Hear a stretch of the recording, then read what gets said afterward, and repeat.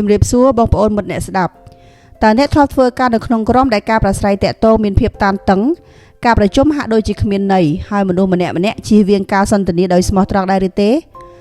ប្រហែលជាមើលពីខាងក្រៅគ្រប់គ្នាហាក់ដូចជាមានវិជ្ជាជីវៈខ្ពស់ប៉ុន្តែខាងក្រោមផ្ទៃនៃភាពរលូននេះបែរជាមានភាពតានតឹងការយល់ច្រឡំនយោបាយផ្ទៃក្នុងនិងការខ្វះទំនុកចិត្តគ្នាទៅវិញឬប្រហែលជាអ្នកធ្លាប់ឃើញក្រុមដែលពោពេញដោយបុគ្គលដែលមានទេពកោសល្យប៉ុន្តែនៅតែបរាជ័យក្នុងការសម្រេចបានលទ្ធផលល្អៗយោងតាមលោក Patrick Lencioni នៅក្នុងសៀវភៅ The 5 Dysfunction of a Team បញ្ហាធំបំផុតនៅក្នុងក្រុមជាធម្មតាមិនមែនជាបញ្ហាបច្ចេកទេសទេពួកវាគឺជាបញ្ហាដែលកើតឡើងពីមនុស្សក្រុមមួយអាចមានមនុស្សឆ្លាតមានប្រវត្តិរូបការងារដ៏ល្អមានបច្ចេកវិទ្យាដ៏ទំនើបនិងមានធនធានដ៏មហាសាលប៉ុន្តែប្រសិនបើក្រុមនោះខ្វះទំនុកចិត្តខ្វះការទទួលខុសត្រូវនិងការប្រាស្រ័យទាក់ទងល្អនោះលទ្ធផលការងារនឹងធ្លាក់ចុះនៅថ្ងៃណាមួយមិនខានសៀវភៅនេះបានក្លាយជាសៀវភៅស្ដីពីភាពជាអ្នកដឹកនាំនិងការធ្វើការងារជាក្រុមដែលមានឥទ្ធិពលបំផុតមួយព្រោះវាពន្យល់ពីមូលហេតុដែលក្រុមជាច្រើនជួបការលំបាកនិងអ្វីដែលអ្នកដឹកនាំអាចធ្វើបានដើម្បីកសាងអង្គភាពដែលរឹងមាំនិងមានសុខភាពល្អជាងមុនគំនិតស្នូលនៃសៀវភៅនេះគឺថាក្រុមតែងតែបរាជ័យដោយសារបញ្ហាមិនប្រក្រតីចំនួន5ដែលផ្សារភ្ជាប់គ្នាបញ្ហានីមួយៗបង្កើតឲ្យមានបញ្ហាមួយទៀតហើយពួកវារួមគ្នាបំផ្លាញទំនុកចិត្តការប្រាស្រ័យទាក់ទងការសហការនិងលទ្ធផលបន្តិចម្ដងនៅក្នុងវីដេអូនេះយើងនឹងបំបែកបញ្ហានីមួយៗតាមរបៀបសាមញ្ញនិងជាក់ស្ដែងដោយប្រើឧទាហរណ៍ក្នុងជីវិតពិតដែលមិនត្រឹមតែអាចអនុវត្តបានក្នុងក្រុមហ៊ុនប៉ុណ្ណោះទេប៉ុន្តែថែមទាំងអាចអនុវត្តចំពោះគ្រួសារមិត្តភាពសាលារៀននិងជីវិតប្រចាំថ្ងៃផងដែរព្រោះនៅទីបញ្ចប់ក្រុមដែលជោគជ័យមិនមែនបង្កើតឡើងនៅលើទេពកោសល្យតែមួយមុខនោះទេពួកគេត្រូវកសាងឡើងលើទំនុកចិត្តភាពស្មោះត្រង់ការទទួលខុសត្រូវនិងការបដិញ្ញាចិត្តរួមគ្នាផ្នែកទី1ការខ្វះទំនុកចិត្ត absence of trust បញ្ហាមិនប្រក្រតីទី1និងជាគ្រឹះនៃបញ្ហាទាំងអស់របស់ក្រុមគឺការខ្វះទំនុកចិត្តយោងតាមលោក Lencioni ទំនុកចិត្តគឺជាធាតុផ្សំដ៏សំខាន់បំផុតនៅក្នុងក្រុមដែលជោគជ័យណាមួយបើគ្មានទំនុកចិត្តមនុស្សនឹងឈប់មានភាពស្មោះត្រង់ចំពោះគ្នាទៅវិញទៅមកប៉ុន្តែប្រភេទនៃទំនុកចិត្តដែលលើកឡើងក្នុងសៀវភៅនេះមិនមែនគ្រាន់តែជាការជឿថានរណាម្នាក់មានសមត្ថភាពឬជំនាញនោះទេវាគឺជាទំនុកចិត្តដោយផ្អែកលើភាពស្មោះត្រង់ចំពោះភាពទន់ខ្សោយនេះមានន័យថាសមាជិកក្រុមមានអារម្មណ៍សុវត្ថិភាពនៅក្នុងការទទួលស្គាល់កំហុសសុំជំនួយបញ្ចេញមតិពីភាពមិនច្បាស់លាស់ឬបង្ហាញពីចំណុចខ្សោយដោយមិនខ្លាចការអាម៉ាស់ឬការមើលងាយនៅក្នុងកន្លែងធ្វើការជាច្រើនមនុស្សព្យាយាមធ្វើខ្លួនឲ្យល្អឥតខ្ចោះគ្រប់ពេលវេលាពួកគេលាក់កំហុសពួកគេជៀសវាងការសួរសំណួរព្រោះខ្លាចមើលទៅដូចជាមនុស្សគ្មានសមត្ថភាពពួកគេធ្វើជាយល់អ្វីៗគ្រប់យ៉ាងទោះបីជាពួកគេកំពុងវង្វេងក៏ដោយជាលទ្ធផលការប្រាស្រ័យតាក់ទងខ្លាចទៅជាការសម្ដែងសិប្បនិម្មិតមនុស្សការពាររូបភាពផ្ទាល់ខ្លួនជាងការដោះស្រាយបញ្ហារួមគ្នាឧទាហរណ៍សូស្រមៃថាអ្នកគ្រប់គ្រងម្នាក់ធ្វើឲ្យមានកំហុសលើគម្រោងសំខាន់មួយប៉ុន្តែបដិសេធមិនព្រមទទួលស្គាល់កំហុសនោះជំនួសឲ្យការពិភាក្សាដោយចំហជាមួយក្រុមពួកគេលាក់បាំងបញ្ហាព្រោះខ្លាចបាត់បង់ការគោរពឥឡូវនេះក្រុមទាំងមូលត្រូវរងគ្រោះព្រោះភាពស្មោះត្រង់ត្រូវបានជំនួសដោយ ego ឬអំនួតសូមស្រមៃថាសមាជិកក្រុមម្នាក់កំពុងជួបការលំបាកក្នុងការដោះស្រាយជាមួយនឹងបញ្ហាបរិមាណការងារប៉ុន្តែបដិសេធមិនសុំជំនួយពីព្រោះពួកគេមិនចង់ឲ្យអ្នកដទៃគិតថាពួកគេទន់ខ្សោយនៅទីបំផុតការហត់នឿយខ្លាំង burn out ក៏កើតឡើង Lencioni បានបញ្យល់ថាក្រុមដែលរឹងមាំបង្កើតបរិយាកាសដែលមនុស្សអាចរស់នៅជាមនុស្សធម្មតាសមាជិកក្រុមអាចនិយាយពាក្យដូចជាខ្ញុំបានធ្វើខុសខ្ញុំត្រូវការជំនួយខ្ញុំមិនយល់ទេឬខ្ញុំបានយល់ខុសហើយភាពបើកចំហនេះបង្កើតឲ្យមានសុវត្ថិភាពខាងផ្លូវចិត្តឬយើងហៅថា psychological safety ហើយនៅពេលមនុស្សមានអារម្មណ៍សុវត្ថិភាពការសហការនឹងកាន់តែខ្លាំងក្លាទំនុកចិត្តក៏ជួយបង្កើនល្បឿននិងប្រសិទ្ធភាពផងដែរក្រុមដែលមានទំនុកចិត្តខ្ពស់ខ្ជះខ្ជាយពេលវេលាតិចក្នុងការលេងល្បែងនយោបាយការពារខ្លួនពួកគេប្រាស្រ័យទាក់ទងគ្នាដោយត្រង់ដោះស្រាយបញ្ហាឲ្យលឿនជាងមុននិងគាំទ្រគ្នាទៅវិញទៅមកដោយធម្មជាតិបើគ្មានទំនុកចិត្តបញ្ហាមិនប្រក្រតីផ្សេងទៀតនឹងចាប់ផ្ដើមរីកដុះដាលផ្នែកទី2ការខ្លាចជម្លោះ fear of conflict បញ្ហាមិនប្រក្រតីទី2គឺការខ្លាចជម្លោះមនុស្សជាច្រើនគិតថាជម្លោះជារឿងអាក្រក់ជានិច្ចប៉ុន្តែលោក Lencioni លើកឡើងថាជម្លោះដែលមានសុខភាពល្អគឺចាំបាច់សម្រាប់ក្រុមដែលរឹងមាំបញ្ហាគឺថាក្រុមជាច្រើនជៀសវាងការសន្ទនាដែលពិបាកព្រោះពួកគេចង់រក្សាសន្តិភាពមនុស្សរក្សាភាពស្ងាត់ក្នុងអំឡុងពេលប្រជុំទោះបីជាពួកគេមិនយល់ស្របក៏ដោយពួកគេជៀសវាងការតវ៉ាចំពោះគំនិតដែលមិនល្អពួកគេលាក់បាំងមតិយោបល់ពួកគេធ្វើពុតថាអ្វីៗគ្រប់យ៉ាងគឺល្អប្រសើរមើលពីខាងក្រៅក្រុមនោះហាក់ដូចជាមានសុជីវធម៌និងចុះសម្រុងគ្នាណាស់ ប៉ុន្តែនៅខាងក្រោមផ្ទៃនៃភាពរលូននោះភាពមួម៉ៅកំពុងតែរីកដុះដាលយ៉ាងស្ងប់ស្ងាត់សៀវភៅបញ្យល់ថានៅពេលក្រុមជៀសវាងចំនួនដែលមានសុខភាពល្អពួកគេច្រើនតែជួបប្រទះនៅភាពចុះសម្រុងសពនិមិត្ត artificial harmony បញ្ហានៅតែមិនទាន់អាចដោះស្រាយបានព្រោះគ្មាននរណាម្នាក់មានអារម្មណ៍សុខស្រួលក្នុងការពិភាក្សាគ្នាដោយស្មោះត្រង់ឡើយចូលស្រមៃថាមានការប្រជុំដែលថ្នាក់ដឹកនាំលើកឡើងនូវយុទ្ធសាស្ត្រដែលមានចំណុចខ្វះខាតសមាជិកក្រុមជាច្រើនមិនយល់ស្របក្នុងចិត្តប៉ុន្តែគ្មាននរណាម្នាក់ហ៊ាននិយាយចេញមកទេព្រោះខ្លាចភាពតានតឹងឬចំនួនក្រោយការប្រជុំមនុស្សចាប់ផ្ដើមរអ៊ូរទាំជាលក្ខណៈឯកជនជាមួយមិត្តរួមការងារជំនួសឲ្យការពិភាក្សាដោយបើកចំហឥឡូវនេះក្រុមត្រូវរងគ្រោះដោយសារការសម្រេចចិត្តមិនល្អនិងការចងគំនុំដែលមានការលាក់បាំងចំនួនដែលមានសុខភាពល្អមានលក្ខណៈខុសគ្នាស្រឡះក្រុមដែលខ្លាំងគឺមានឆន្ទៈនៅក្នុងការដេញដោលគំនិតគ្នាយ៉ាងខ្លាំងក្លាខណៈពេលដែលនៅតែរក្សាការគោរពគ្នាជាបុគ្គលពួកគេផ្ដោតលើការស្វែងរកដំណោះស្រាយដែលល្អបំផុតជាវិងការពារតែអំនួតឬ ego របស់ខ្លួនឯងលេនស៊ីអូនីបានសង្កត់ធ្ងន់ថាចំនួនជំវិញគំនិតគឺជាផលចំណេញនៅពេលមនុស្សប្រគួតប្រជែងគំនិតដោយការគោរពការសម្រេចចិត្តដែលល្អជាងមុននឹងលេចចេញមកការជៀសវាងចំនួនអាចផ្ដល់នូវភាពស្រណុកចិត្តជាបណ្ដោះអាសន្នប៉ុន្តែក្នុងរយៈពេលវែងវានឹងបំផ្លាញទំនុកចិត្តនិងលទ្ធផលការងារចូលគិតអំពីគ្រួសារមិត្តភាពឬទំនាក់ទំនងជួនកាលជៀសវាងការសន្ទនាដែលពិបាកបង្កើតឲ្យមានបញ្ហាកាន់តែធំនៅពេលក្រោយការសន្ទនាដោយស្មោះត្រង់អាចធ្វើឲ្យមិនស្រណុកចិត្តក្នុងមួយខណៈប៉ុន្តែពួកវាច្រើនតែធ្វើឲ្យទំនាក់ទំនងកាន់តែរឹងមាំតាមពេលវេលាផ្នែកទី3ការខ្វះការបដិញ្ញាចិត្ត lack of commitment បញ្ហាមិនប្រក្រតីទី3គឺការខ្វះការបដិញ្ញាចិត្តនៅពេលក្រុមជៀសវាងការពិភាក្សាដោយស្មោះត្រង់និងចំនួនមនុស្សច្រើនតែចាកចេញពីការប្រជុំដោយមិនមានភាពច្បាស់លាស់ឬមិនត្រូវបានបញ្ចុះបញ្ចូលអំពីការសម្រេចចិត្តជាលទ្ធផលការបដិញ្ញាចិត្តคล้ายជាទុនខ្សោយលោកលេនស៊ីអូនីបញ្យល់ថាការបដិញ្ញាចិត្តមិនតម្រូវឲ្យគ្រប់គ្នាត្រូវតែយល់ស្របទាំងស្រុងនោះទេ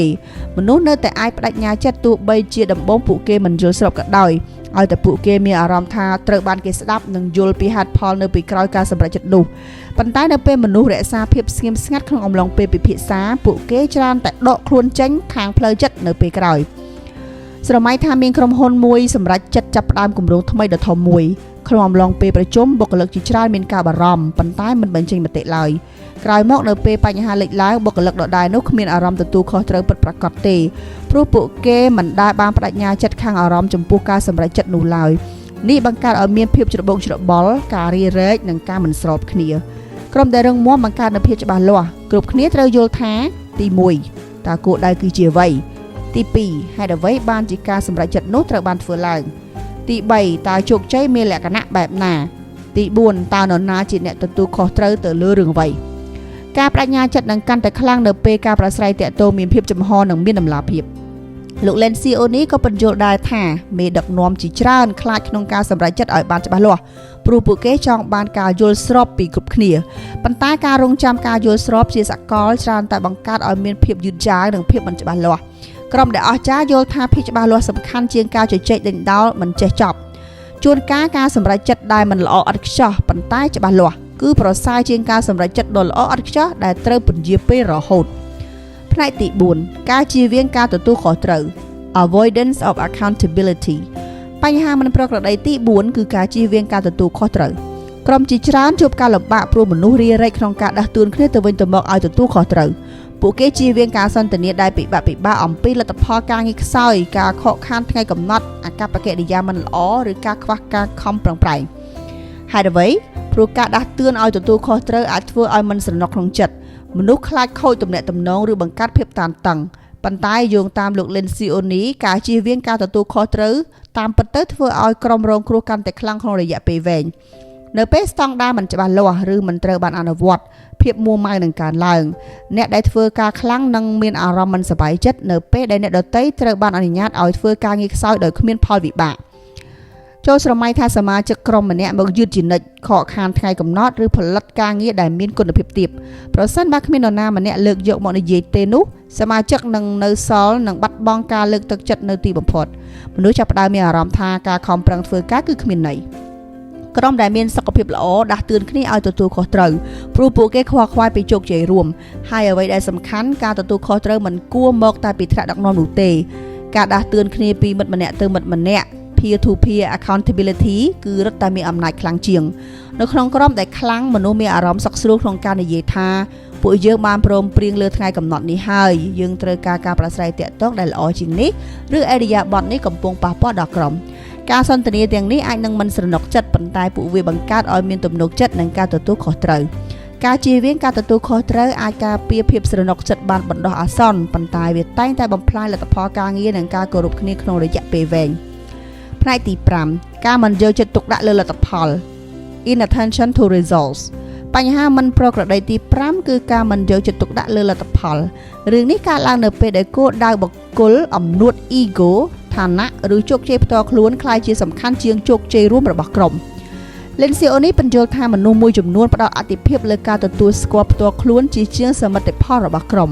ពួកគេផ្ដោតលើការការពារផ្នែករបស់ពួកគេរូបភាពរបស់ពួកគេឬអាជីពរបស់ពួកគេជំនួសឲ្យការគ្រប់គ្រងបេសកកម្មរួម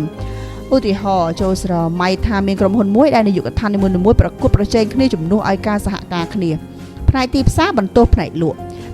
បន្ទោសផ្នែកប្រតិបត្តិការផ្នែកប្រតិបត្តិការបន្ទោសថ្នាក់ដឹកនាំគ្រប់គ្នាការពារតែខ្លួនឯងជំនួសឲ្យការដោះស្រាយបញ្ហារួមគ្នា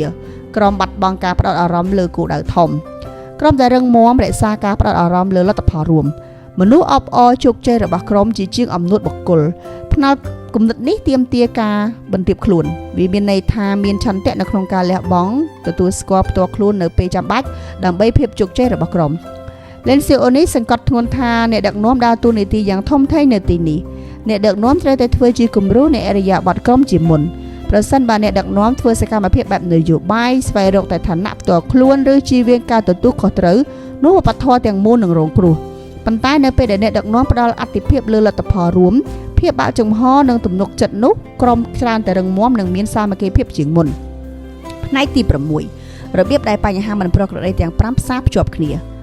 គំនិតសំខាន់បំផុតមួយនៅក្នុងសៀវភៅគឺបញ្ហាមិនប្រក្រតីទាំងនេះផ្សារភ្ជាប់គ្នាដូចជាពីរ៉ាមីតទី1ការខ្វះទំនុកចិត្តបង្កើតឲ្យមានការខ្លាចចំនួនទី2ការខ្លាចចំនួនបង្កើតឲ្យមានការខ្វះការបដិញ្ញាចិត្តទី3ការខ្វះការបដិញ្ញាចិត្តបង្កើតឲ្យមានភាពជៀសវាងការទទួលខុសត្រូវទី4ការជៀសវាងភាពទទួលខុសត្រូវនាំទៅរកលទ្ធផលមិនល្អគ្រប់យ៉ាងចាប់ផ្ដើមពីទំនុកចិត្តបើគ្មានទំនុកចិត្តមនុស្សនឹងការពារតែខ្លួនឯងនៅពេលមនុស្សការពារខ្លួនឯងការសន្ទនាដោយស្មោះត្រង់នឹងរលាយបាត់បើគ្មានការសន្ទនាដោយស្មោះត្រង់ការបដិញ្ញាចិត្តនឹងចុះខ្សោយបើគ្មានការបដិញ្ញាចិត្តការទទួលខុសត្រូវនឹងคล้ายជាការពិបាកហើយបើគ្មានការទទួលខុសត្រូវលទ្ធផលការងាររបស់ក្រុមនឹងធ្លាក់ចុះនេះគឺជាមូលហេតុដែលការកែសម្រួលក្រុមច្រើនតែទាមទារឲ្យមានការកែលម្អទំនាក់ទំនងនិងការប្រាស្រ័យទាក់ទងជាមុនសិនអង្គភាពជាច្រើនផ្ដោតតែលើយុទ្ធសាស្ត្រប្រព័ន្ធឬជំនាញបច្ចេកទេសខណៈពេលដែលមើលរំលងបញ្ហាផ្លូវចិត្តរបស់មនុស្សប៉ុន្តែអរិយាប័ត្រមនុស្សច្រើនតែជាអ្នកសម្រេចថាក្រុមជោគជ័យឬក៏បរាជ័យផ្នែកទី7របៀបកសាងក្រុមឲ្យកាន់តែរឹងមាំសៀវភៅនេះក៏ផ្ដល់នូវគំនិតជាក់ស្ដែងសម្រាប់ការកសាងក្រុមឲ្យមានសុខភាពល្អជាងមុនដែរ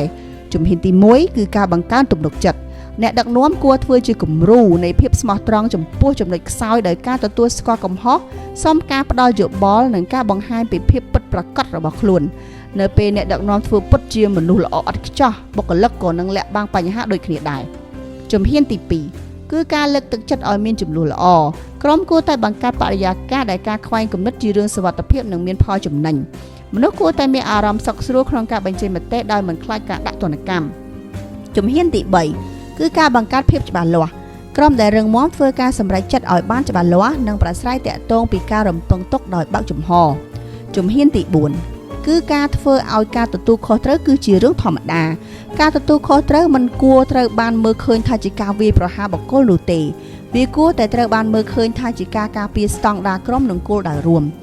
ជាចុងក្រោយក្រុមត្រូវរក្សាការផ្ដោតអារម្មណ៍លើលទ្ធផលរួមជាជាងអំនួតបុគ្គល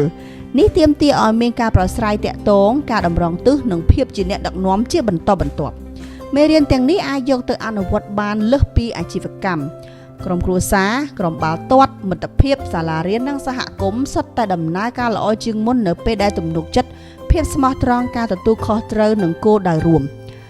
សេចក្តីសន្និដ្ឋាន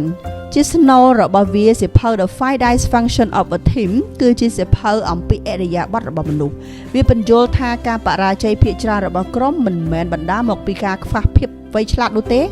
ឬក៏ការខ្វះភាពទេពកោសល្យនោះទេ ពួកវាបណ្ដាលមកពីការភ័យខ្លាចអំនួតការជៀសវាងការប្រស្រ័យតាក់ទងខ្សោយនិងការខ្វះទំនុកចិត្ត